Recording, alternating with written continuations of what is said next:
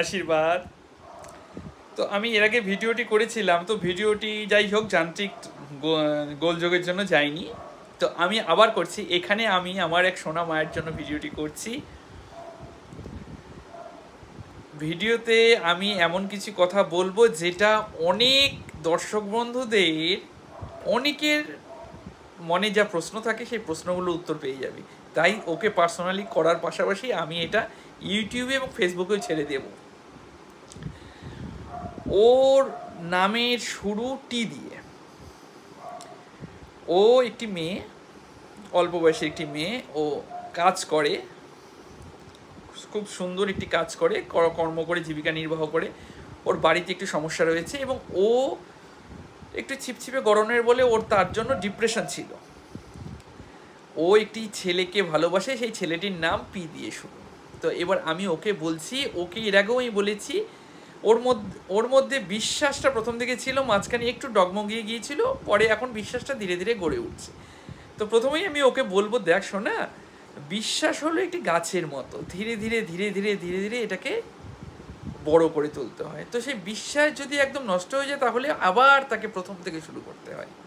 হ্যাঁ, তো সেই কারণেই বলি যে বিশ্বাসের প্রদীপ জ্বালিয়ে রাখ, যা চাস তা নিশ্চয়ই পাবি। এটা হলো প্রথম কথা। দ্বিতীয় কথা, আমি তোকে বলেছি যে কৃতজ্ঞতার অনুশীলন কর। তুই সুন্দর আমার কথা শুনে কৃতজ্ঞতার অনুশীলন করছিস যে জীবনে তুই কি কি পেয়েছিস, যেগুলো না পেলে তোর বেঁচে থাকা সম্ভব হতো না।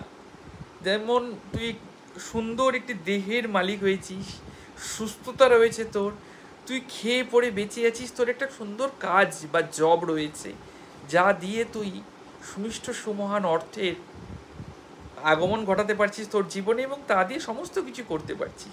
এই সমস্ত ব্যাপার নিয়ে তুই খুব খুশি থাক। আজকে যদি পরিষ্কার কথা বলতে না পারতিস, তোর কথাগুলো যদি অস্পষ্ট হতো, তাহলে কিন্তু তোর এই জবটা থাকতো না। তাহলে যে পরিষ্কারভাবে তুই কথা বলতে পারছিস ক্লায়েন্টের জন্য, তার জন্য তোর জবটা টিকে আছে। বা একজন ডিসেন্ট লুক রয়েছে তোর, তুই দেখতে শুনতে ঠিকঠাক ভালো, তার জন্য তো জবটা রয়েছে। তুই যদি কদাকার হতিস তাহলে এই জবটা থাকতো না, লোক যদি তোকে দেখে ভয় পেত। এই সমস্ত কারণের জন্য তুই কৃতজ্ঞতার অনুশীলন করতে থাক, মানে কৃতজ্ঞ হতে থাক। যত বেশি কৃতজ্ঞ হবি তত তোর মধ্যে কনফিডেন্স গ্রো করবে। কেমন? এবার যেই ছেলেটিকে তুই পছন্দ করছিস, আমি বলবো যে তুই ধরে নে সেই ছেলেটিও তোকে পছন্দ করে কিন্তু বলতে পারছে না। কেমন? তুই এইভাবেই থাক, এভাবেই চল, এমন এমন কাজকর্ম কর, তাকে সবসময় মনে মনে লাভ সিগন্যাল পাঠিয়ে যা, মনে মনে মনে মনে মনে মনে। যে লাভ পবিত্রতার প্রতীক, যেই লাভ সমৃদ্ধির প্রতীক, যেই লাভ শুভ্রতার প্রতীক, কেমন, পরিচ্ছন্নতার প্রতীক, পবিত্রতার প্রতীক। আবারও বলছি, যেটা মনে মনে পাঠিয়ে যা। এবং বাড়িতে যখনই থাকবি মনে কর তোর উডবি হাজবেন্ড যে, সে তোর পাশে রয়েছে, সে তোকে দেখছে। তুই যখন বিছানায় শুবি এক সাইড হয়ে শো, মনে কর যে ও তোর পাশে শুয়ে আছে। যখন তুই ঘুম থেকে উঠছিস, যখন তুই খাবার বানাচ্ছিস, তখন এক সাইড থেকে খা, মনে কর একই পাত্রে সেও তোর কাছ সঙ্গে খাচ্ছে। কেমন? ধর তুই রাস্তাঘাটে একটা চকলেট কিনে খেলি, মনে কর একটার জায়গায় দুটো চকলেট কিন, একটা চকলেট নিজের পকেটে রাখ, একটা খা, মনে কর ওর জন্য কিনেছিস, কোনো একটা বাচ্চাকে দেখলে দিয়ে দে। কেমন?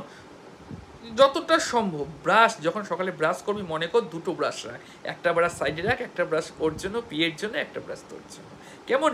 এইভাবে নিজের অবচেতনের মধ্যে ও তোর সঙ্গে রয়েছে, একসঙ্গে রয়েছিস, তোরা বিয়ে করেছিস, সুখে শান্তিতে সংসার করছিস, এই ফিলিংসটাকে নিজের ভেতরে আন এবং কৃতজ্ঞতা ছড়িয়ে যায়। যত বেশি কৃতজ্ঞতা তত বেশি জীবনে অভূতপূর্ব উন্নতি। সুতরাং তোমাদেরও যাদের যাদের এই সমস্যা রয়েছে, তোমরা এটা শুরু করো, দেখো অভাবনীয় সাফল্য পাবে। কেমন? খুব ভালো থাকো।